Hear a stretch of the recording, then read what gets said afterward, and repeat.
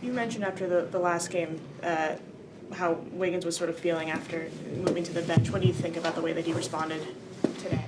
Incredible. Efficient. I mean, did everything. Got to the rim, played above the rim, hit threes. That's the Wiggs we love. And, yeah. What does it mean to get a win on the road with Steph not playing like Steph?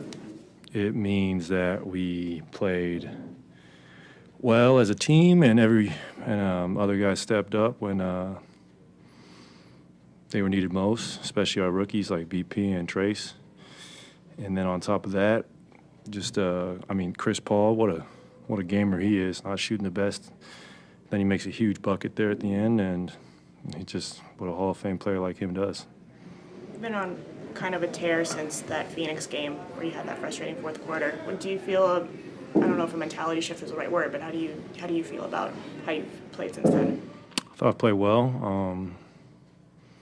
I still know I can be better, and I still know I can be consistently better. So it's something to build off, obviously, but huge test on Tuesday. It's always fun when one of the best teams in the league come in, and we have the ability to protect our home court against a championship caliber team, and I look to hopefully replicate the same performance. What do you think about how Trayce did? Did amazing. I mean, DeAndre Ayton is a tough matchup. He's big as well, and Trayce played so good tonight, finishing at the rim, almost had a double-double, making plays out the pick and roll. I mean, playing like a seasoned vet, and he's a rookie, which is just great for the Dubs, and he was looking like a steal of the draft. Even though he didn't have a big game tonight, what does it mean having Steph's leadership just through the past couple weeks? Steph is one of the best leaders I've ever been around, especially his ability to lead by example. I've never seen him take a shortcut. I've never seen him cheat the game. And he never changes his demeanor. Whether he's 10 of 12 or 2 of 12, he's going to be the same joyful person and leader. And that's what I learned from him, just to play with that moxie and confidence that he exudes every time he laces them up. You've had a couple games now, or a lot of games, where you have a significant lead and then it kind of withers away in the third quarter. Is there any thread that you can pull there as to why? I'm not sure, but we have to hold these leads if we want to go where we want to go. But I'm happy we got a road win, and I know we'll win big games big, and we'll be better as the season progresses.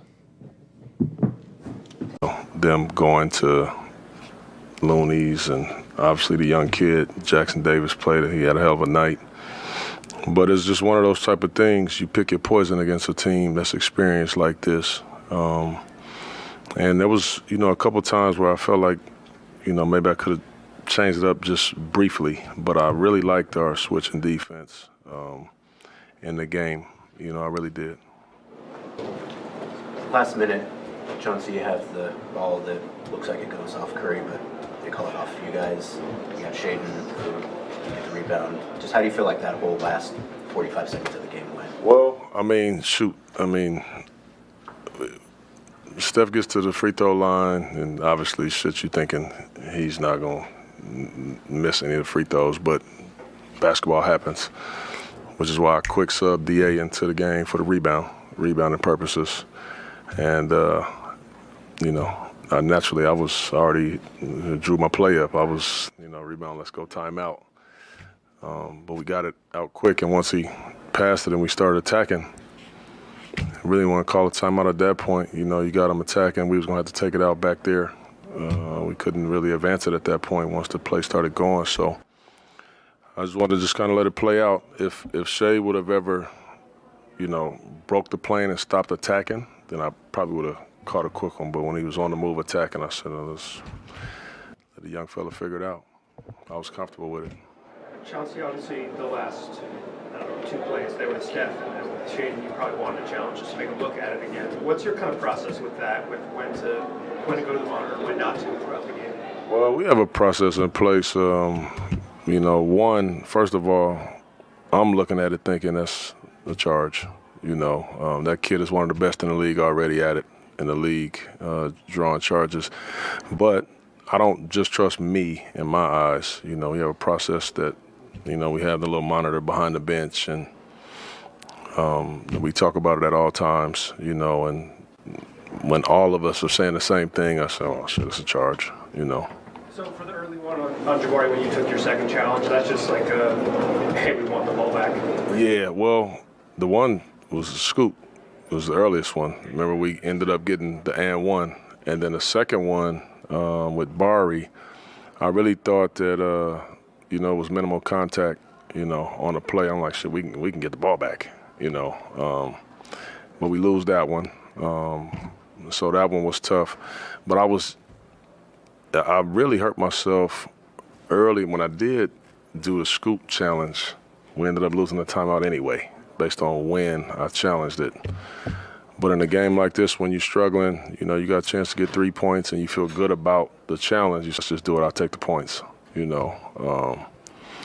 So, yeah. So it was in the moment decision at the very end when DA got the rebound, they don't know timeout. Yeah, it was in the moment.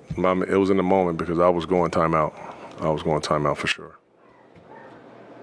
Did you lament not having a challenge with the Curry out-of-bounds player? Did you Absolutely. look at it? Yeah. Absolutely. I wish I had it.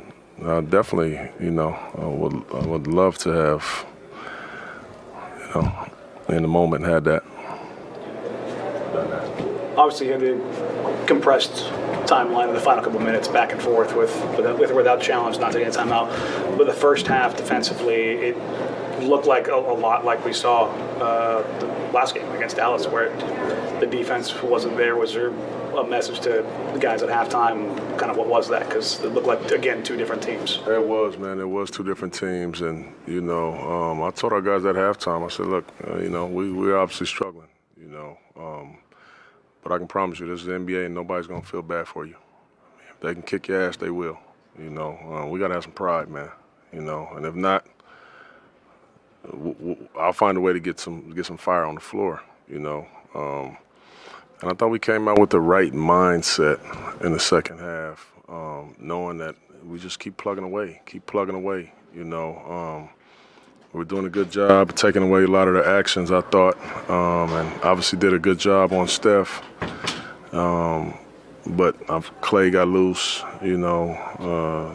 Wiggins got loose, and their young kid played well.